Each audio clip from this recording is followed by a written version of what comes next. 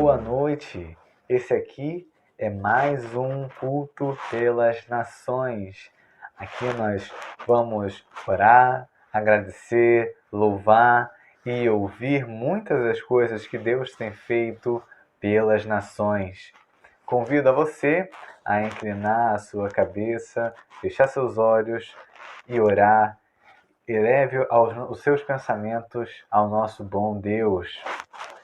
Senhor, meu Deus, nosso Pai, muito obrigado por tudo que tem feito por cada país nesse mundo. Muito obrigado pela sua grande misericórdia em permitir que o Evangelho se espalhe cada vez mais, alcançando muitos outros corações a cada dia. Senhor, peço que toque o coração de cada um que está aqui assistindo esse maravilhoso culto hoje. Peço que motive cada um de nós no nosso meio e em outros lugares a compartilhar as suas boas novas. Senhor, nosso Deus, mais uma vez agradeço. Peço que abra as nossas mentes para que consigamos ouvir melhor o que o Senhor tem a nos dizer hoje. Assim oro, no nome do Senhor Jesus Cristo. Amém. Amém, irmão? Amém, irmã? Vamos agora para os louvores. Erga sua voz e abra os seus ouvidos para o que o Senhor tem a nos dizer nesta noite. Abraço.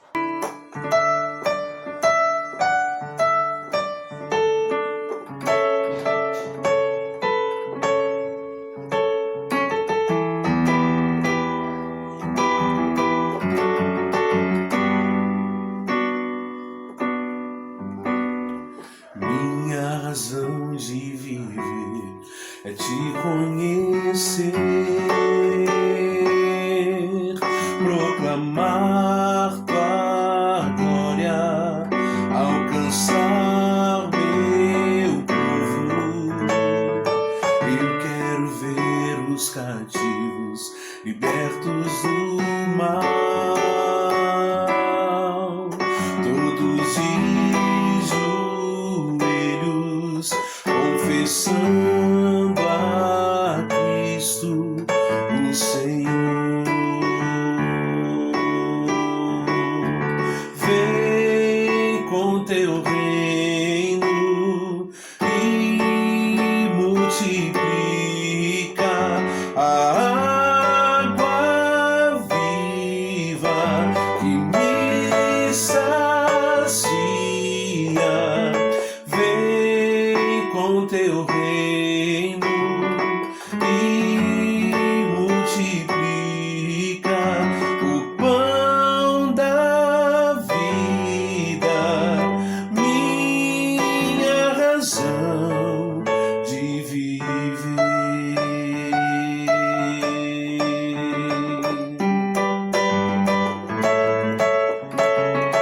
Minha razão de viver é te conhecer, proclamar tua glória, alcançar meu povo. Eu quero ver os cativos libertos do mal, todos de joelhos confessando Senhor. Vem com teu reino e multiplica a água viva que me sacia. Vem com teu reino e multiplica o pão da vida, minha razão de viver.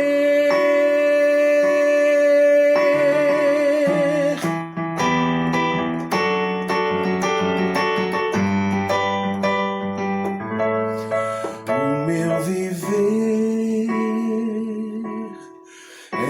te amar e nas tuas mãos eu quero estar. O meu viver é testemunhar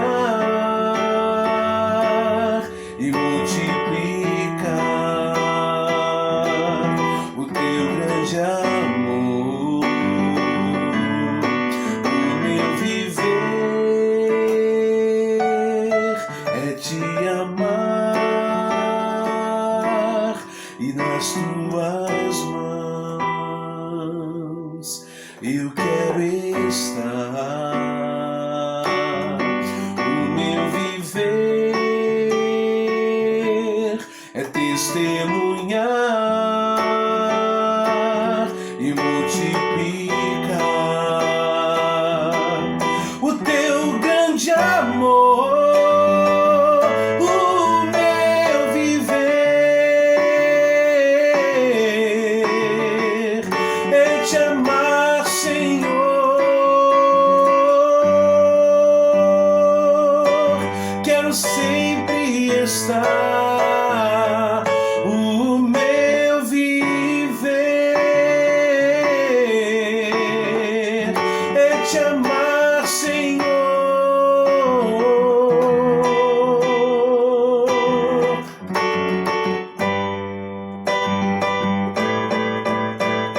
Vem com teu reino e multiplica o pão da vida, minha razão de viver.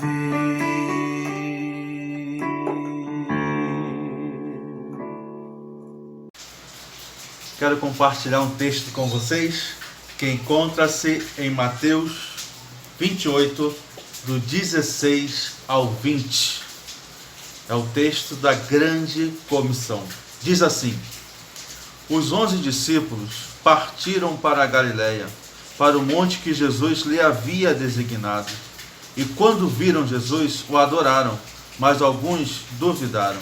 Jesus, aproximando-se, falou-lhes, dizendo: toda autoridade me foi dada no céu e na terra. Vão, portanto, façam discípulos de todas as nações, batizando-os em nome do Pai, do Filho e do Espírito Santo, ensinando-os a guardar todas as coisas que tenho ordenado a vocês. E eis que estou com vocês todos os dias, até a consumação do século. Essa é a missão de Jesus para você, para mim, para todos nós, que é fazer discípulos de todas as nações. Que Deus te abençoe. Agora nós vamos assistir o testemunho da missionária radical Tatiana. Que Deus te abençoe e edifique a sua vida. Olá, irmãos, sou Tatiana, sou missionária da Junta de Missões Mundiais e gostaria de compartilhar com vocês uma experiência que eu tive no campo e me marcou muito. Eu fiz parte da 4ª turma do Projeto Radical África e a minha equipe foi para Guiné-Conakry. Nós fomos para uma aldeia no interior da Guiné, onde a maioria da população daquele lugar era muçulmana. Nós fomos levados por um casal de missionários que já estava na Guiné trabalhando entre o povo Sussu há quase 20 anos. E na nossa primeira ida naquela aldeia, nós fomos apresentados aos líderes da comunidade. O líder religioso, o líder daquela aldeia e os anciões. Naquele dia, o imã nos perguntou o que a gente estava fazendo ali, por que a gente tinha deixado o nosso país para ir para um lugar tão distante e um lugar onde não oferecia nada para a gente. Não tinha energia elétrica, não tinha luz, não tinha água encanada, E não tinha nada que pudesse ser tão atrativo para 4 jovens que estavam chegando ali. E o que a gente pôde compartilhar ali, que a gente estava ali porque Deus tinha nos chamado para poder estar ali naquele local. E isso foi marcante, porque ele falou: bom, se vocês vieram para cá, realmente eu tenho que acreditar que foi Deus que enviou, porque não temos nada para oferecer para vocês. Claro que aquele homem não tinha ideia do que poderia acontecer naquele tempo, não sabia realmente o que ele poderia oferecer para a gente, porque foi um tempo maravilhoso, onde a gente aprendeu muito e cresceu muito naquele lugar. Depois de um tempo que a gente estava ali, ficávamos pensando o que a gente poderia fazer, como que a gente poderia impactar aquela comunidade, o que a gente poderia, como a gente poderia, qual estratégia a gente usaria para poder pregar o evangelho ali. E tivemos a ideia de passar o filme Jesus. Em frente à casa onde a gente morava, tinha um local que eles costumavam dizer que era a diversão, né? Era uma casa e eles colocavam músicas, faziam muitas festas, tinha um gerador e ficava durante a noite, finais de semana, muita festa para a comunidade. E aí nós conversamos com o pessoal lá e vimos a possibilidade de usar uma noite o gerador, a televisão deles, para colocar um filme, passar um filme para apresentar para eles ali o filme Jesus. E eles ficaram empolgados e cederam, a gente comprou combustível para poder fazer o gerador funcionar e passamos então o filme Jesus pela primeira vez ali naquele lugar. Foi impactante, tinha muita gente, muitas pessoas, não só daquela aldeia, mas de outras que vieram também a convite de pessoas que ali moravam. E foi muito interessante ver a reação deles quando eles viram no decorrer do filme Jesus falando na língua deles, falando em sussu, e eles começavam a falar: Jesus falava a nossa língua, Jesus conhece a nossa língua.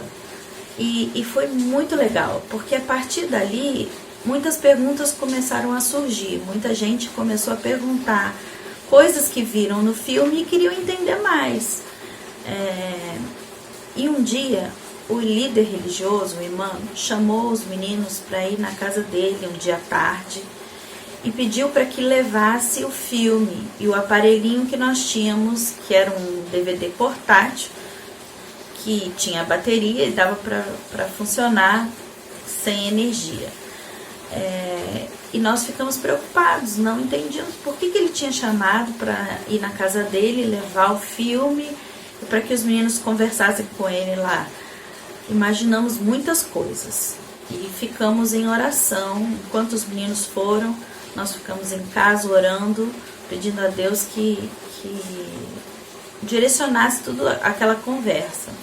E para nossa surpresa, para nossa alegria, como Deus sempre faz, Ele nos surpreende, quando eles voltaram, eles nos disseram que aquele homem, aquele líder, aquele imã, queria, a partir daquele dia, assistir o filme e fazer um estudo sobre a história de Jesus, sobre a Bíblia, sobre o Deus que a gente acreditava, sobre o que a gente estava falando ali. Porque ele disse que ele tinha muito conhecimento, mas ele queria também ter a certeza que a gente tinha de um Deus de amor, de uma esperança de que o dia que a gente morresse, a gente estaria no céu junto com o nosso Pai. E ele começou então a fazer o estudo bíblico com os meninos. E ainda a surpresa foi maior, porque um dia ele fazia o estudo e no dia seguinte ele chamava imãs da região para conversar e falar sobre o estudo que nós tínhamos feito com ele. A gente tinha um material que era na língua sussu, mas a escrita era em árabe, e eles, como eles estudam o Corão, que é escrito em árabe, eles acharam incrível e começaram a estudar então a história de Deus. E isso foi assim para mim muito marcante, porque Deus usa formas que a gente nem pode imaginar para que o evangelho seja pregado. Eu não tenho dimensão até onde chegou a palavra de Deus através daquele homem, que foi para mim usado por Deus sim, mesmo não sendo um cristão, e nós não sabemos a que ponto ele chegou a entender a palavra e que decisão ele tomou. Mas nós sabemos que o evangelho foi pregado e que a semente foi plantada e que Deus, consequentemente, agiu ali naquele lugar poderosamente. Então, irmãos, o que eu queria dizer é que não somos nós que fazemos, mas é Deus quem faz. A gente se sentia muito pequeno e incapaz de poder fazer alguma coisa, mas Deus agiu, Deus fez, e para a glória dele o evangelho foi pregado ali. Espero que você seja despertado também para falar de Jesus, falar do amor de Deus aonde você esteja. Independente das barreiras que existem, a gente pode sim ser um canal de bênção, a gente deve sim ser um mensageiro da mensagem de Deus. Que Deus abençoe e que Deus fale com você neste dia. Amém.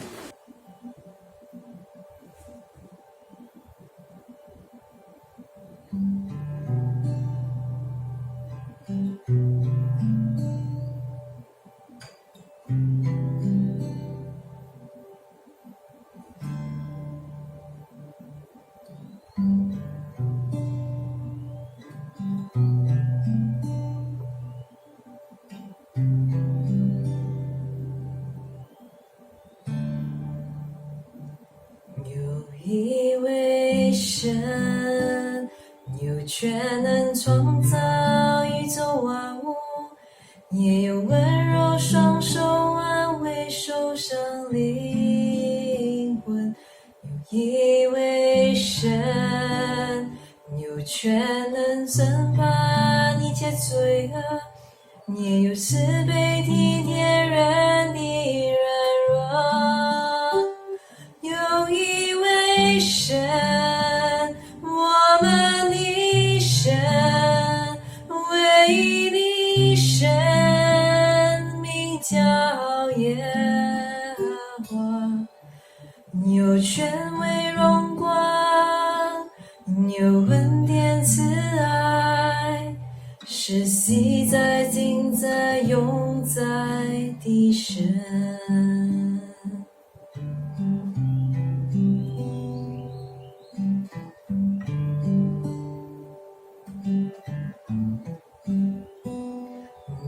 以为神有权能创造宇宙万物，也有温柔双手安慰受伤灵魂。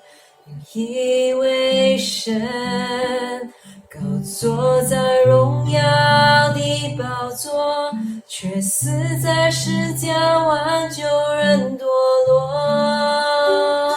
有一位神，我们的神，唯一的神，名叫耶和华，有权威荣光，有恩典慈爱，是昔在今在永在的神。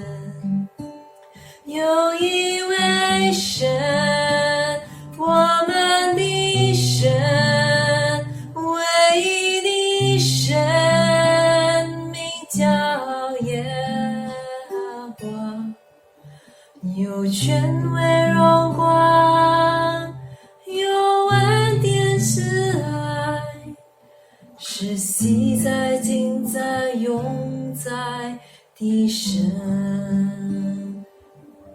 他是昔在今在永在的神，是昔在今在永在的神。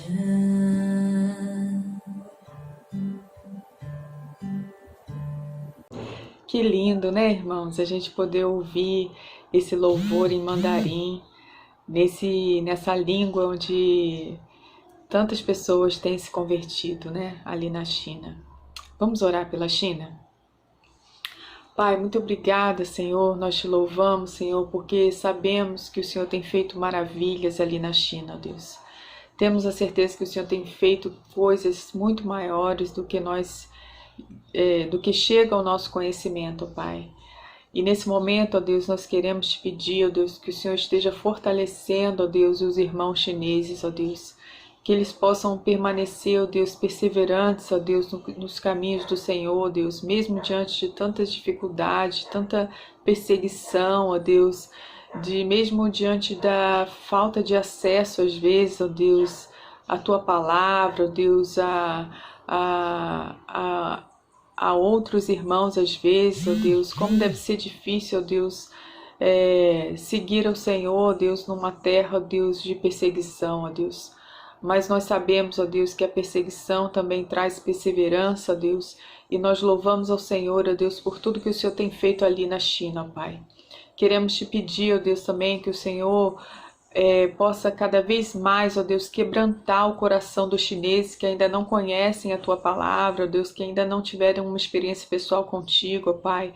Em nome de Jesus, ó Deus, que o Senhor possa abrir os olhos espirituais desse povo, ó Deus, para que ouvindo a Tua Palavra eles possam entender, possam aceitar, ó Deus, que o Espírito Santo do Senhor, ó Deus, esteja trabalhando, ó Deus, no coração desses chineses que ainda não te conhecem, ó Pai.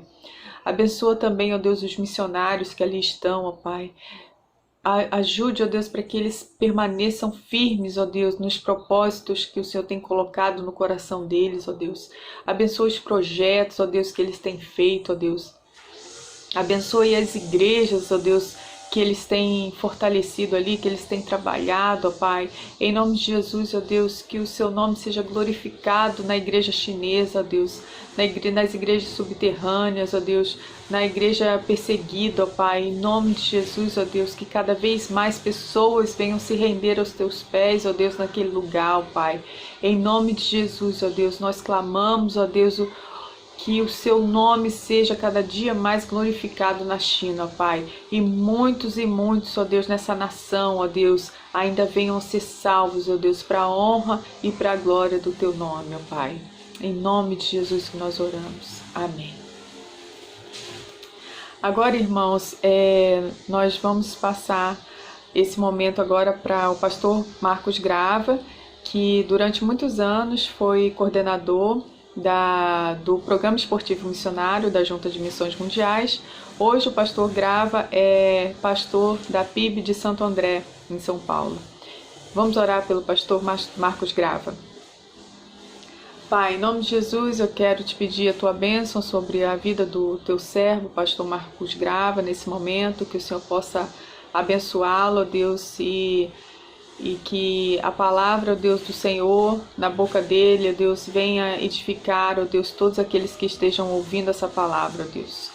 Em nome de Jesus, ó Deus, nós te pedimos que o Senhor também abençoe a vida da sua família, ó Deus, e continue fortalecendo o Teu servo, ó Deus, no ministério que o Senhor tem separado para que ele possa fazer, ó Deus. Que o Seu nome seja glorificado na vida dele, ó Pai.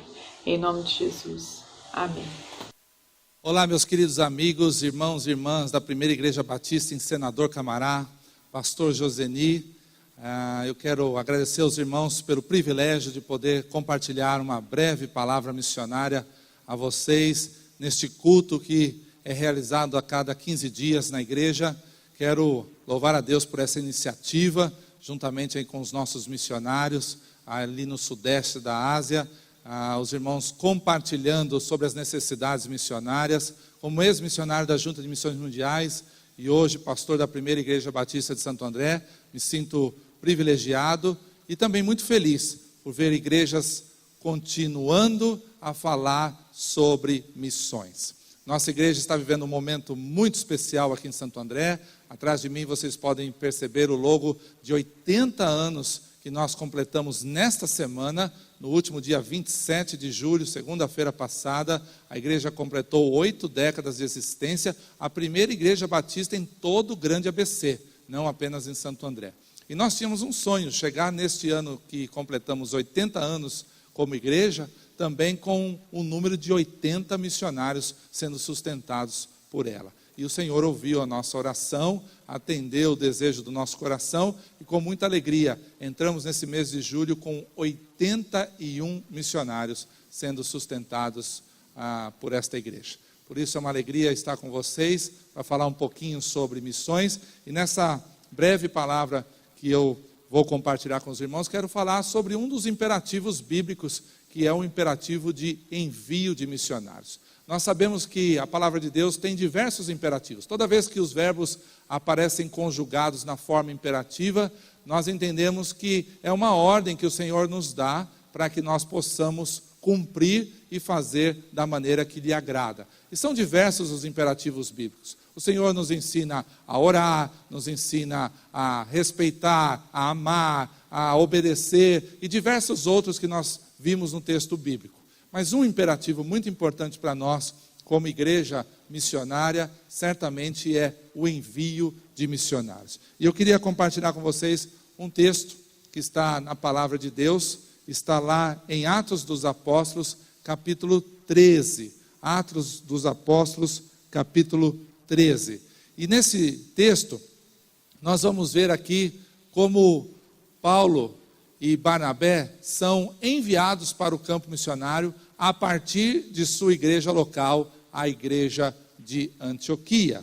E o texto diz assim: na igreja de Antioquia havia profetas e mestres, Barnabé, Simeão, chamado Níger, Lúcio de Cirene, Manaém, que fora criado com Herodes, o tetrarca, e Saulo.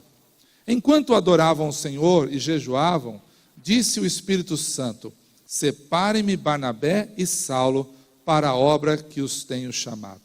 Assim, depois de jejuar e orar, impuseram-lhes as mãos e os enviaram. Amém? O que nós percebemos nesse texto é que a igreja de Antioquia estava justamente adorando ao Senhor quando ouviu a voz do Espírito Santo para enviar aqueles 2 missionários. E essa é uma ótima lição para todos nós de como deve acontecer o envio de missionários hoje. É preciso que esse processo seja totalmente conduzido pelo próprio Espírito Santo de Deus. Ele é quem coloca no coração da liderança da igreja sobre o envio de missionários. É Ele que coloca no coração dos próprios vocacionados o desejo de serem enviados para o campo. Um processo totalmente conduzido e dirigido pelo Espírito Santo. Nós vemos nesse texto que a liderança na igreja de Antioquia era formada por um grupo de pessoas muito heterogênea. Um grupo de líderes étnica, cultural e socialmente diverso. Esse texto de Atos capítulo 13 nos mostra uma lição muito importante para uma igreja que deseja enviar missionários ao campo. Esse é um processo que deve ser todo ele conduzido pela própria pessoa do Espírito Santo de Deus. Ele se inicia e se completa pelo próprio Espírito de Deus. O texto diz que a igreja estava adorando, orando, quando ouviu a voz do Senhor: separem-me a Saulo e Barnabé para a obra que os tenho enviados. Essa é uma boa lição para uma igreja que deseja enviar missionários. É preciso ouvir a voz do Espírito Santo, porque Ele é quem conduz o processo, do início ao fim. Um processo totalmente dirigido por Deus, que envolve não apenas os vocacionados, mas também igreja e líderes. E é sobre esses 3 grupos que eu gostaria de mencionar a vocês neste dia. O primeiro grupo que participa inteiramente e ativamente do processo de envio de missionários são os próprios vocacionados. E nesse caso aqui do texto de Atos 13, nós vemos como eles faziam parte da liderança da igreja. Eram 2 os missionários que foram convocados pelo Espírito Santo, que faziam parte de um grupo de 5 líderes. Um grupo de líderes étnica, cultural e completamente diverso também socialmente. Ali estavam Lúcio e Níger. Esses 2 eram africanos. Havia também Barnabé, natural de Chipre, e Saulo, que havia sido criado numa cidade chamada Tarso. E além deles havia ainda um homem chamado Manaém, que fora criado junto com Herodes, ou seja, da família real. Essa era a liderança da igreja em Antioquia. E no versículo 2 que nós lemos, diz que eles estavam adorando ao Senhor. Isso mostra como aqueles 5 líderes, em especial os 2 missionários convocados pelo Espírito Santo, possuíam vida cristã e um bom testemunho entre os irmãos. Eles estavam ali sendo preparados pelo Senhor para a tarefa que eles iriam executar depois de Antioquia. E aqui nós temos mais uma lição importante. Além de saber que todo o processo é conduzido do início ao fim pelo Espírito de Deus, aprendemos com esse texto que vocacionados enviados para o campo precisam ser homens e mulheres que estão servindo a igreja local antes de serem enviados para um lugar distante. Não é possível alguém ser bênção em algo que está por acontecer em outro local do mundo, se ele não está sendo bênção na sua própria igreja local.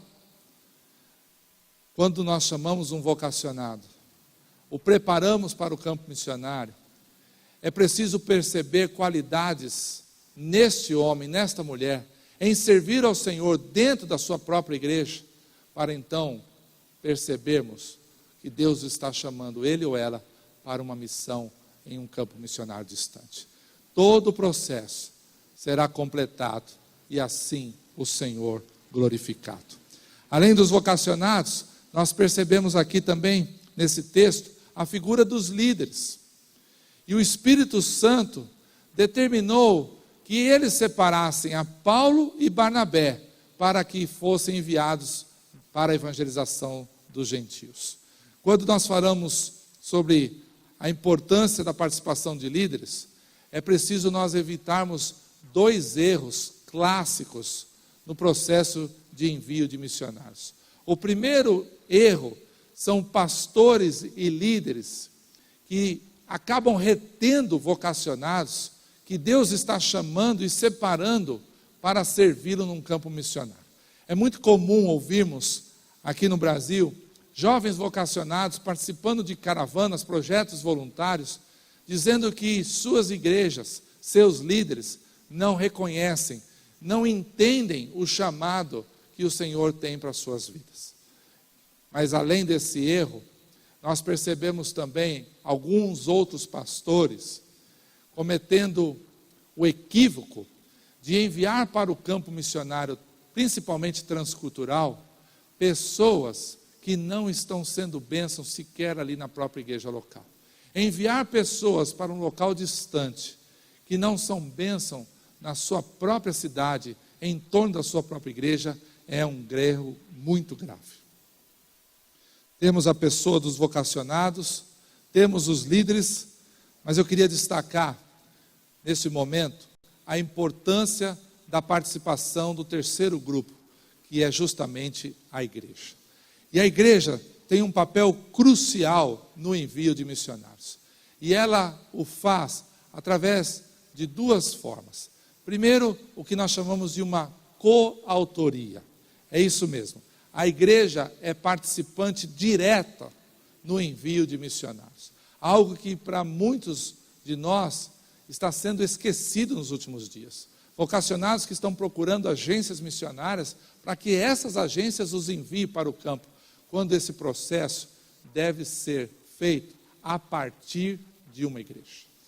Nós vemos no versículo 3, lemos aqui no texto, que o Espírito Santo, após chamar a Barnabé e Saulo, diz o verso 3, assim, depois de jejuar e orar, impuseram-lhes as mãos e os enviaram.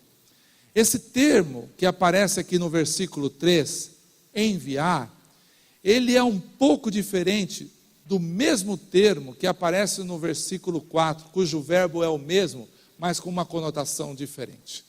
No versículo 3, o envio do missionário, quando a igreja ouviu a voz do Espírito Santo e separou a Paulo e Barnabé, este termo enviar foi escrito originalmente no grego, usando essa palavra que nós estamos vendo aí, apeluzan.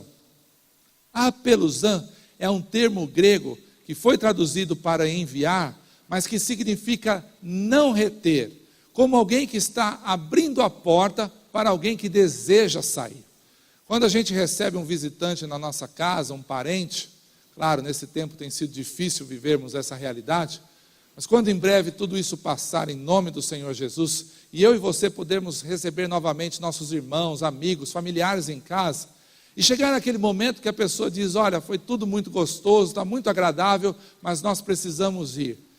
Ao abrir a porta e permitir que aquelas pessoas vão para suas próprias casas, nós estamos fazendo o que em grego seria apeluzan, não retê-los, mas abrir a porta para que eles possam ir. Porém, nós percebemos que no versículo 4, o termo enviar aparece no português novamente, e diz o texto assim, enviados pelo Espírito Santo, desceram a Seleucia e dali navegaram para Chipre. Este enviar que aparece no início do versículo 4, não é o mesmo sentido do verbo que aparece no versículo 3. Neste caso aqui, ele foi originalmente escrito em grego, usando essa palavra aí, que é muito complicada para nós, que significa ekpemptentes. Ekpemptentes é um termo grego que quer dizer o seguinte, fazer uma pessoa sair, como que expelindo essa pessoa, até mesmo com certa energia. Ou seja, o processo de envio de missionários, nós percebemos, é uma parceria direta entre a igreja e o próprio Espírito Santo de Deus. Enquanto o Espírito de Deus participa nesse processo, enviando missionários, aqui usado o termo pelo médico Lucas, ekpemptentes, enviando, expelindo, a igreja participa também no envio do missionário, através desse termo apeluzan, não retendo, abrindo a porta para que a pessoa possa sair. É a igreja quem libera o missionário que foi anteriormente chamado e enviado pelo Espírito Santo de Deus. E diz o texto, que eles seguiram para Chipre e ali cumpriram a missão. Mas além da coautoria, nós vemos uma segunda participação da igreja nesse processo de envio, que é o compromisso. E o texto diz que eles impuseram as mãos e os enviaram. O que significa impor as mãos? Esse é uma tradição muito antiga em toda a palavra de Deus. Lá no Antigo Testamento e também no Novo Testamento, muitas vezes nós vemos essa expressão, impuseram as mãos. Impor as mãos sobre reis, impor as mãos sobre enfermos, impor as mãos sobre líderes e missionários. Neste caso, quando a igreja impôs as mãos sobre Saulo e Barnabé, estava ali conferindo àqueles dois três aspectos importantes: autoridade, reconhecimento e cumplicidade. Aquilo estava indicando entre a igreja e os missionários uma associação, como que um contrato que estava sendo redigido e assinado pela igreja de um lado e pelos vocacionados de outro. A igreja estava confirmando o chamado daqueles dois. Esse é o sentido do reconhecimento, confirmando que eles haviam sido chamados por Deus para aquela obra. Ao impor as mãos, também a igreja confere a eles autoridade para representar esta igreja em qualquer lugar onde eles estejam servindo. Eles falam em nome da igreja, como um embaixador que é enviado por um determinado governo, os missionários também representam a sua igreja com a autoridade que lhes é conferida naquele momento. E além de reconhecimento e autoridade, o impor das mãos também significa a cumplicidade. E essa talvez seja uma das áreas mais difíceis para as nossas igrejas entenderem. Não basta apenas enviar, reconhecendo o chamado daquele missionário e dando a ele a autoridade de representá-los, mas é importante também ser cúmplice nesse processo. Infelizmente, percebemos em nosso país uma cultura cada vez mais crescente de igrejas que estão terceirizando seus vocacionados, seus missionários para agências missionárias, e isso é completamente diferente do que a palavra de Deus nos ensina. É preciso ser cúmplice do missionário que vai para o campo através da sua oração, cúmplice do missionário que vai para o campo através do sustento desse missionário, cúmplice através do cuidado emocional e espiritual dos missionários. Perto ou distante, eles continuam ligados à igreja enviadora. Um missionário no campo não deixa jamais de ser parte da igreja que o enviou. Por isso, esse compromisso bíblico, ele se baseia na certeza de que tanto o vocacionado, que foi separado e enviado pelo Espírito Santo de Deus, como a igreja que abriu a porta para o enviar, estão ali obedecendo conjuntamente à vontade de Deus. Eu queria terminar essa breve palavra reforçando a importância aos irmãos de que todos nós somos parte do processo de envio de missionários para o campo. Esse imperativo bíblico que o Senhor nos concedeu é responsabilidade não apenas de líderes, mas também de vocacionados e da igreja num todo. Mesmo sabendo que é um processo que se inicia pelo Espírito Santo de Deus, é conduzido pelo próprio Espírito de Deus e se completa também pelo Espírito de Deus, ele tem uma participação aí ativa dos vocacionados, dos seus líderes e da igreja num todo. E aqui fica o desafio para os irmãos da nossa querida Igreja Batista em Senador Camará, para que vocês sejam também participantes desse processo de envio de missionários, não omitindo de uma responsabilidade que o Senhor deu à igreja, de abrir as portas e não reter aqueles que o Espírito Santo está enviando. Mas além disso, de serem participantes, cúmplices desse chamado que o Senhor tem para alguns dos nossos membros, sustentando, intercedendo e cuidando, porque o envio de missionários é uma ação direta do Espírito Santo de Deus, mas ela acontece por causa da participação dos missionários, de seus líderes e da igreja num todo. Que Deus abençoe todos vocês. Um saudoso abraço aí aos nossos queridos missionários, essa família querida que eu tive o privilégio de acompanhar desde o início do seu tempo de vocacionados ali na Junta de Missões Mundiais.